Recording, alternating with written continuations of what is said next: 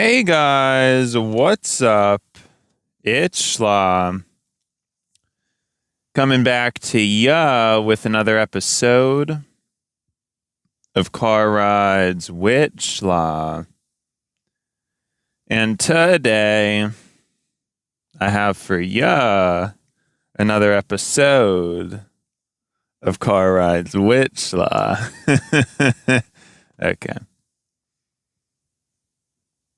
I think I had something I was gonna talk about. I was just thinking about something, but it just vanished. The second I opened the second I hit record, it just vanished. I was thinking about, what I wasn't gonna talk about this, but I guess I'll talk about it now. Just with the economic situation that's going on, I think there were a lot of people who were are getting blindsided by this. Like it's you would kind of think that not many people would be all that confident in the economy, but I actually think that there's a lot of people nowadays that are, and more so than usual. Like, I think that social media, and again, this is just me theorizing, I could be completely wrong. I think that social media makes us dream bigger and desire more. It it makes us see things and envy things in other people that we want to replicate their life more than we would have otherwise. If you think about in the past, the only thing you would really envy is like your neighborhood, kinda. You might know of celebrities that you would envy or want to mirror their life if you could. But yeah, I don't really like it was, it was just like your neighborhood. Like if someone in the neighborhood had a Mercedes, they had like the nicest car in the area. That was it. Now it's like, you can see everybody in America's car on social media. You could see all kinds of fancy, crazy things that they're up to. The problem is, and what makes it very frustrating, is that we don't have the same ability. Like it in the past, again, it would have been feasible for you to just work and get a Mercedes. Not guaranteed, but it was much more realistic. Nowadays, again, it's not as meritocratic. It's more luck based. It's more like, well, if your parents are a homeowner, they don't, you don't have to pay rent. You can save up when you're young. These are the ways to win now. It's not about how hard you work. Those days are way behind us. It is for a slice. Like there's a slice of people where they can outwork the expenses, but that slice is shrinking. That slice is definitely shrinking, especially with what is coming. The impending economic hardship. Because even if the Iran situation gets resolved, it's still going to take a fairly long time for prices to normalize. The thing I keep bringing up is I don't really get it, and I could be wrong about this, but Amazon didn't do a fuel charge back in 2022 or 2023 when fuel was also pretty high. As far as I know, I didn't look this up, so I could be totally wrong, but it's like fuel was this high before. It was like 2022, 2023. This is how much gas was. I think it's higher like at this point. I think it's getting a little bit above it, but it's not like we haven't seen this price gas before. We've seen it very recently. And so why didn't we ever get like a discount? Why didn't Amazon ever dish out a discount when the fuel was like half the price it used to be? But then now we're getting an upcharge. Something is not adding up, obviously. Something just isn't, it's not making any sense. I mean, well, it makes a lot of sense because, of course, that's how businesses tend to operate. But anyways, the thing I was just thinking about was how back in 2008 or even 2000, but I guess it was really 2008. The economy was so much stronger. It was in so much better condition. I think people themselves were in better condition. And the changes that have occurred since 2008 have been an extremely negative trajectory. The fundamentals of our economy are just awful. Like, I don't even know if we ever really had a rebound from that, because again, we had a rebound, like, just looking at the numbers. Of course, the stock market has rebounded, but that's just because rich people are always able to capitalize on economic downturns and then, re-solidify things. But I'm talking about the average person, fundamental day to day. I don't think we ever were able to achieve a pre-2008. We never really recovered to that extent. And I think this is ultimately what led us to the problems that we had, because these issues led to Obama becoming elected, or really it was going to be whoever was the Democratic nominee was just guaranteed to get elected. It could have been Hillary Clinton, and I'm sure she would have won as well. But it was almost destined to fail because of human perception.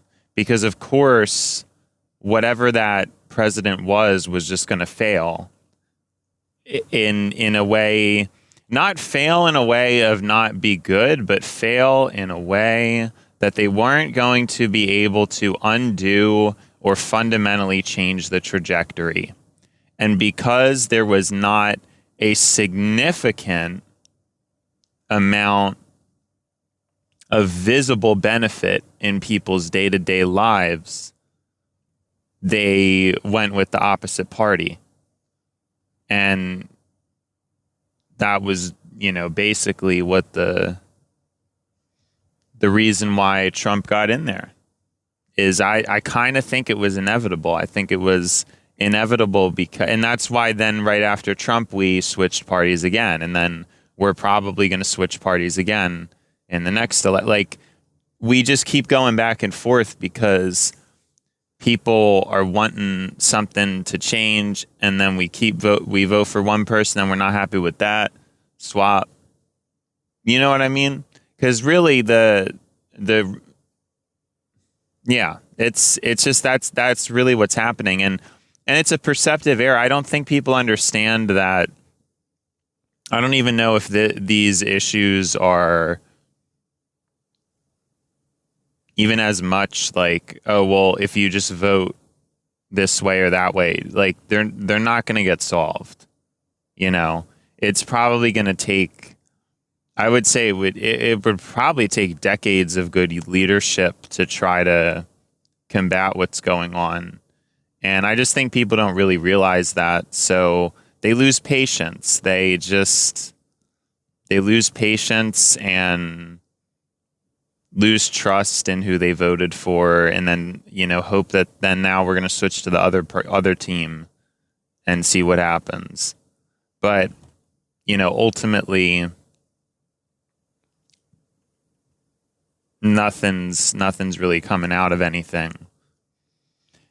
And even if one party is better than the other, because it's not able to fundamentally change people's lifestyles in noticeable ways, it made it difficult. Now, I don't know if at this point it's going to hit people harder, because the Iran war was just like a huge mistake. It was, I don't, just a terrible mistake. The amount of damage it's causing people and the lack of benefit that America is even getting from it. Guess that could change, but it doesn't seem very likely.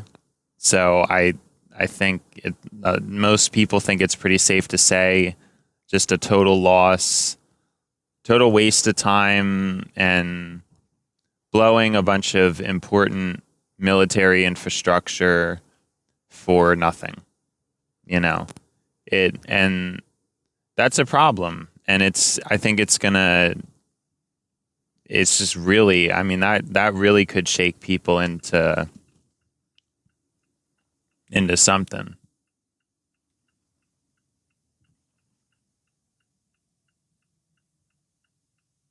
So this could be some kind of a breaking point, because this is really going to give people a clear association with a decision a politician made that just totally negatively impacted their lives in like a very real way. So I don't, it's not looking good. It's definitely not looking good. So I think maybe people will start to realize that there could be a political party that's materially better than the other for their own interests. But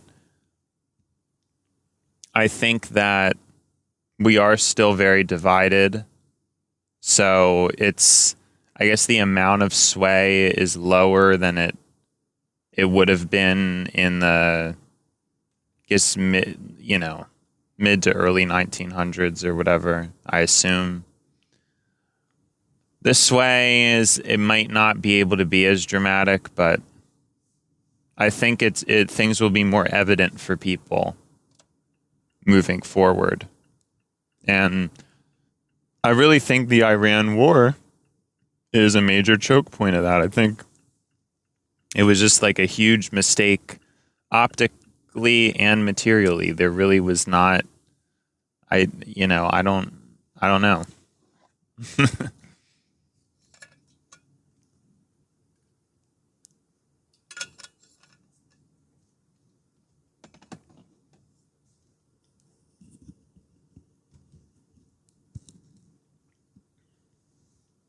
Yeah, I'm just trying to drink more water because I don't want to get tired again like yesterday.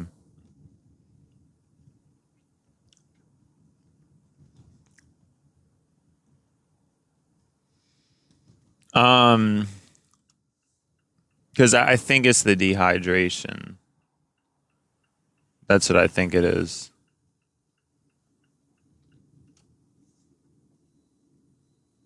That makes me feel so tired in these mornings, because I slept great again last night.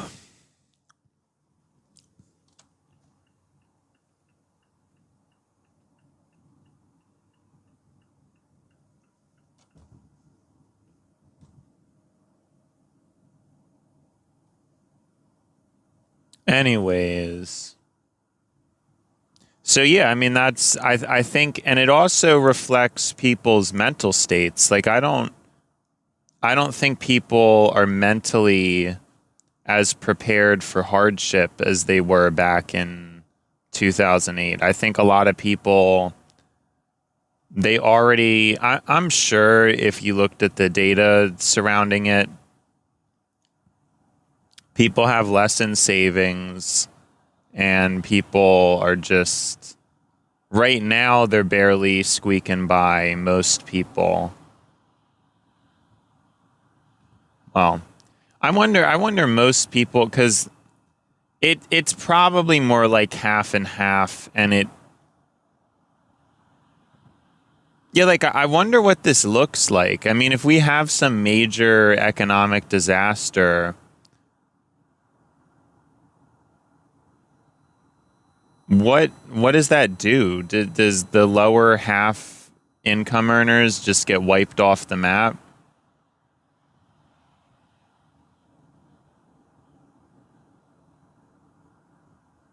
Because I wonder too. I mean, in typical circumstances, if you had what could be upcoming, this crazy economic collapse or situation,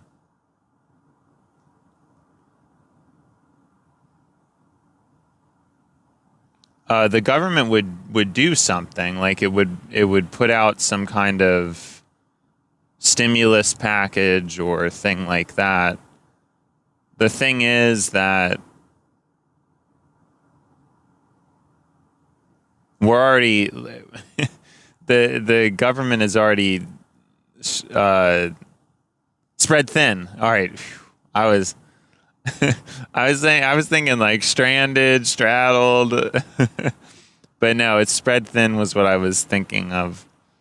Yeah, we're already pretty spread thin. Like already have a lot of debt. Like I said, my theory about it was that we needed to tax high and tax heavy in the 1900s and put a surplus to the side so that going into this time period, which we knew was going to be rough, the government would have a pretty deep cash reserve. But instead, they just abused it. Like people who were alive in the 1900s just lived it up. And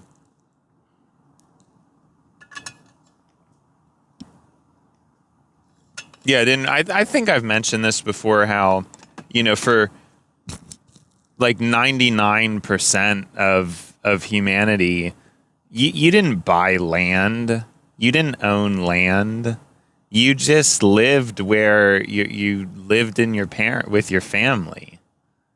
Nobody did that. That was a very, very new and recent phenomena. Very new. And it really only took place not even for 100 years. I mean, we didn't even get, because I think people were able to start living on their own and branching out probably in the 50s. And then we've been seeing substantial declines in people's freedom to do that since like the 2010s. So I wouldn't even say it probably isn't even a full 60 or 70 years that standard was in effect. And again, I think we're reverting back to a time where the concept of moving out is just going to disappear. Like it's not, that's not going to be the standard. It's going to be more of the haves and the have-nots, right? So if I'm a part of, again, even though I'm not rich, like I'm a part of a homeowning parent Americana class, I'm in the haves, where it's like, it's possible, like, I mean, times are tough, expenses are high, but if your parents already have a paid off house and you are working full time, like even though the wage isn't high, like you're going to be okay. I might not be able to have children or like buy my own home, but I'd still consider myself at like the bottom of the haves pool. You know what I mean?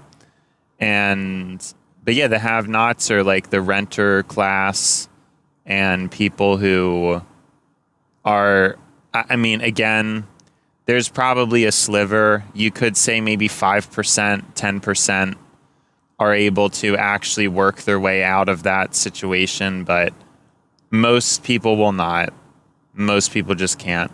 And so it's a change in mindset, whereas people from the 1900s, I mean, you were used to this system, this concept of when you're 18, you need to be responsible, move out and learn that whole thing. But it's changing rapidly. It's changing rapidly. Because again, the cost of rent is still going up a lot. It's going up a substantial amount.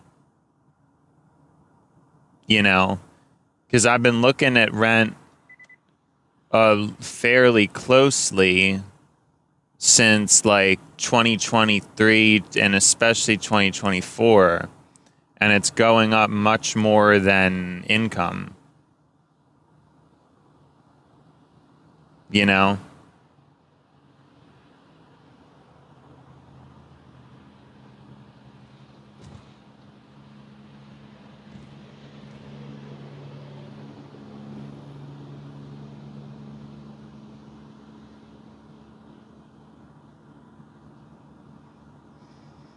It's going up much more than income. And these trajectories look like it's only going to keep, like, they're not showing any signs of stability. So, yeah, we're in for it. You know, we're in for it, all right. I don't know really what else to say about that, but we're in for it. We're definitely in for it.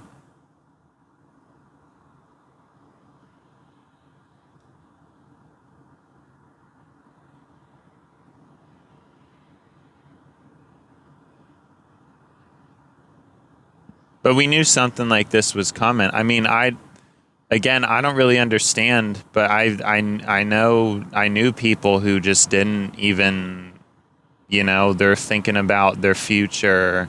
They're thinking that things are on solid ground. I never thought that at all. I think anybody who's plugged in would tell you, yeah, maybe don't retire. Maybe just try to hang on. And you know, I wouldn't have, if I knew what I knew, even if it wouldn't matter how much I had saved up. I would not be retiring, even if it was my time or whatever. I've been like this. That's why, like, it's kind of stupid what I did. Like, I splurged, you know? I really splurged in 2025. I spent so much money. But in a way, it's nice that I was able to experience that, because it's possible the economy won't be like that again for a while, you know? So I'm just trying to get whatever last thing I can get out of it. I mean, even already, the wool clothes I got spiked up like crazy, you know? So it's like, yeah, maybe I didn't deserve the wool. Maybe I shouldn't have got it, but at least I got to experience that while it was available. Like, you know, it's like how much saving. I mean, I could have saved 100% of what I made and been all like, I would feel better right now. But the thing is, it might not really matter, because if the economic collapse is as bad, like it's not going to matter. Like, I don't know. You know, I don't know what else to really, it's just not really going to matter. That's what I'm saying. So I think it's a healthy balance, you know, like you buy, well, okay, for my situation, but I guess for other people, maybe, you know, I'm just saying, I think it's better, because I want to say I do like around half and half, where I probably, like, on essentials and fun stuff, I want to say it was under half, because I'm trying to think in my head. Um, yeah, so if I made, yeah, yeah, because if I made that much and then, yeah, I want to say I spent under half. I don't think I hit 50% of my income. And that's like, you know, that's like fun stuff and necessities combined. So, yeah. I mean, I don't know. I'm just like thinking about it. I'm pretty sure I didn't. And that's like my whole point is it's just, I don't think it was that crazy to do that. Like it's still a fairly high saving percentage, and it's going to inevitably be higher this year. Well, I mean, I guess I shouldn't really say that inevitably part, but it's very likely that I won't end up spending as much money this year. Like I'd be pretty surprised. I'd be pretty surprised. But again, now I don't know exactly what's going to happen to my income, because we are heading into economic calamity potentially. I guess I should say, it's possible that things get sorted out with this war, but I'm not really sure.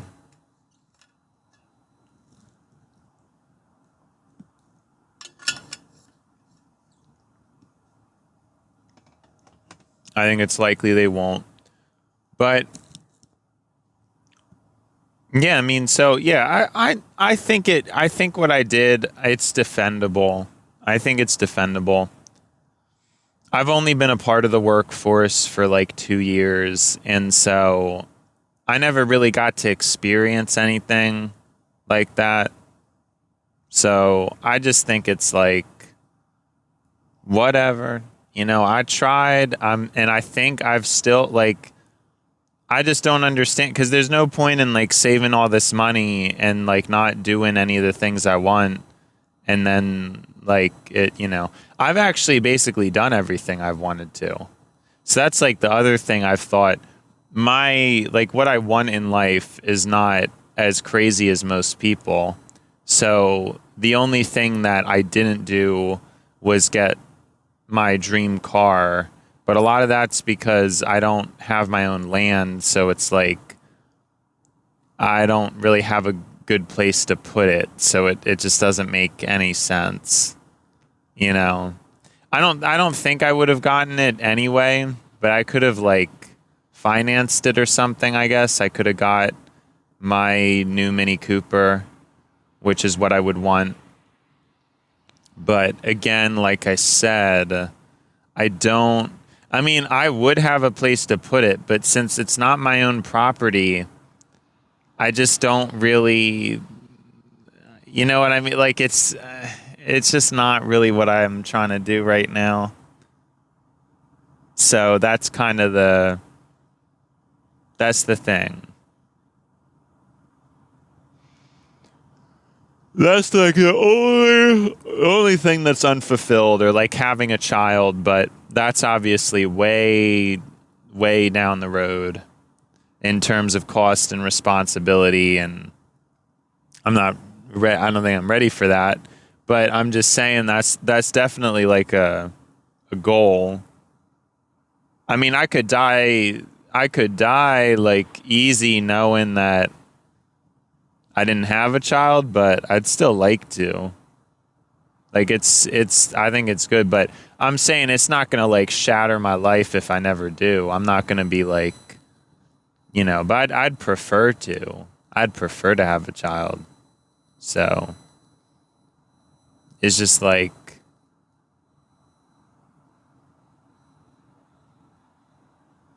yeah.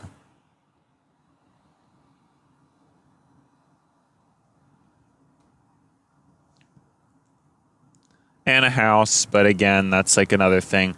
The fruit is too like the low hanging fruit has all been picked, And so in a sense, it's like I'm pretty happy. I really don't have a reason to be very upset. I just don't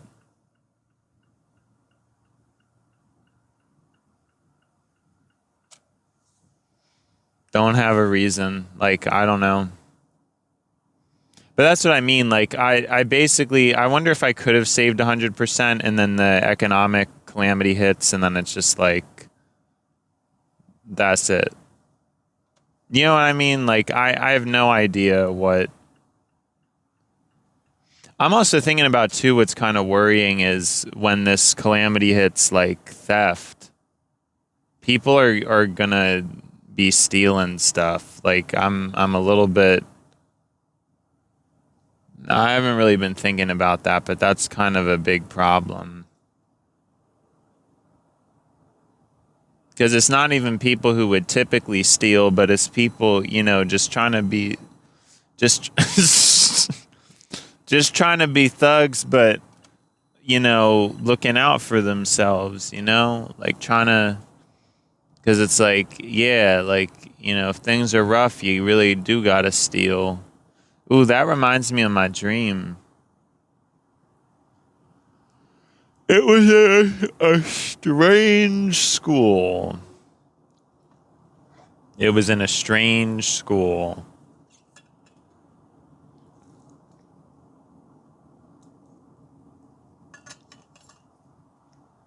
Now, I don't really have too much time to get into the details, but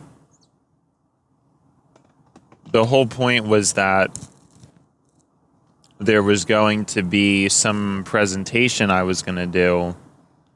I don't know what it was, like a show and tell. No, it was just some kind of like description of you as a person. Something like that.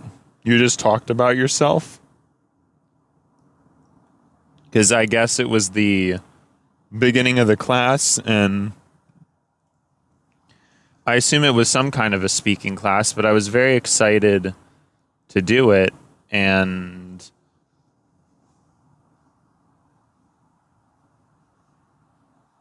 I just didn't get to do it. And I forget why. There was a bunch of commotion. I think there was like there was like a trailer at one point, like living in a trailer, that type of trailer. I'm not sure really how to explain it, and sadly the dream kind of left my mind already, so I'm not really, I can't really explain it too well. But yeah, I mean, that kind of sums it up. It was just kind of a weird school, and I don't really know what the trailer had to do with it. Now that I'm thinking about it, why am I thinking that?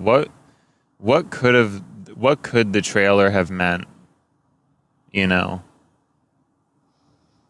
But yeah, that's what I'm worried about. I'm worried about people stealing phones, because I got lots of phones, and that's something you can grab and sell quick. And that's what I'm saying. It's like people who wouldn't usually steal,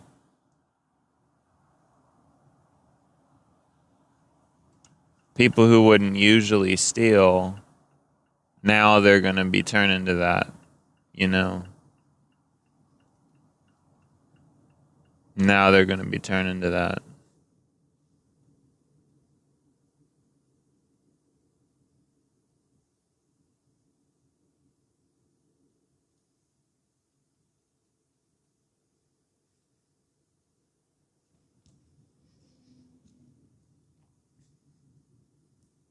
So watch out. No, I don't know. I mean, hopefully that doesn't happen. But I think, I don't know. I could just be over rationalizing what I've done. Like, maybe I shouldn't have done what I did. I guess time will tell. But it's like, what can you do? What's done is done.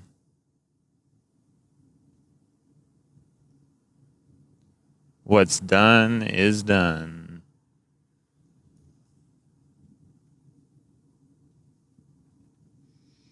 Look at this guy. He sped past me and didn't even get. Didn't even get anywhere.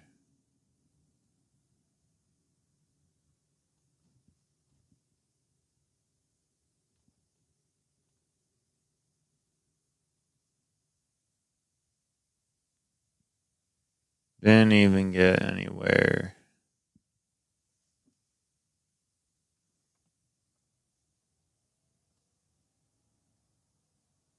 But yeah, I mean, even though gas spiked, I'm not seeing people drive any better. I'm still seeing people slam on the gas, slam on the brakes. I don't understand what people are doing. People are just so stupid. Do you think some people even think about I have no idea. It's just crazy. It's such craziness. I don't even I just can't even fathom what is going through these people's heads. But they probably can't fathom what's going through mine, so it's all the same, you know.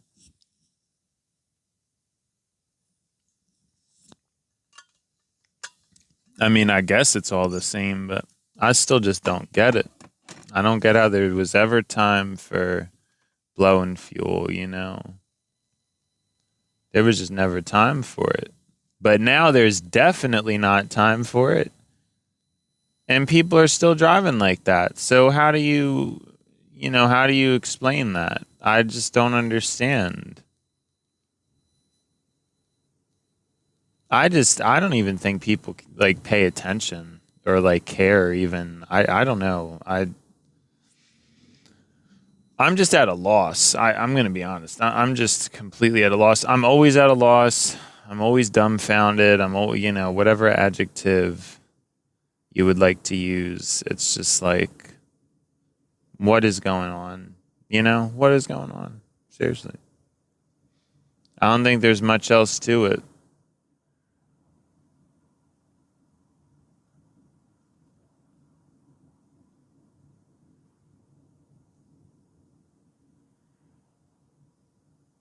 I don't think there's much else to it.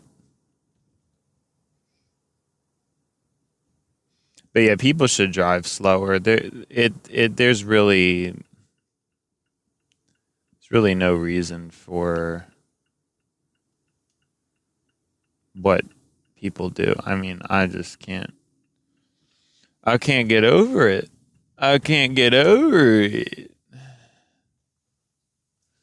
I just can't get over it. Ooh, ooh, ooh, ooh, ooh, ooh, that was good. Ooh, that was good. Ooh, that was good. Ooh, that was good. Now, how will we get out of here? We'll have to do a little bit of this. And then we'll have to do a little bit of this.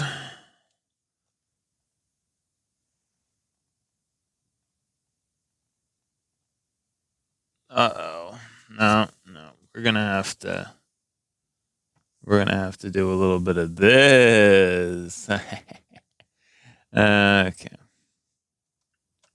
That's kind of stupid, but I'm being a little bit stupid, but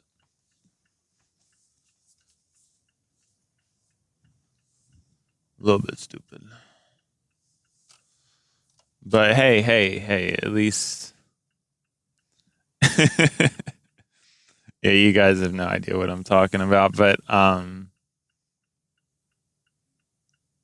yeah, we're here. There was nothing wrong. Okay. Um yeah, I don't know. I don't know how I feel about the episode. I mean, it was fine. Today's episode was fine, you know. It was fine. Was it great? Was it not great? I don't know. I don't even care. But it's the only thing. It's all I have. It's all I do that's productive. So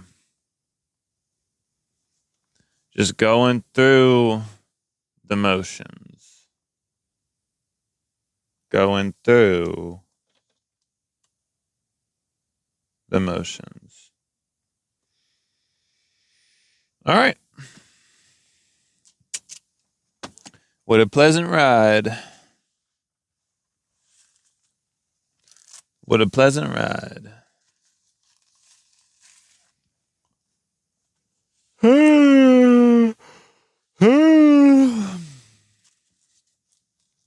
Well, I'd say that it's been schla, and now it's time to buy schla.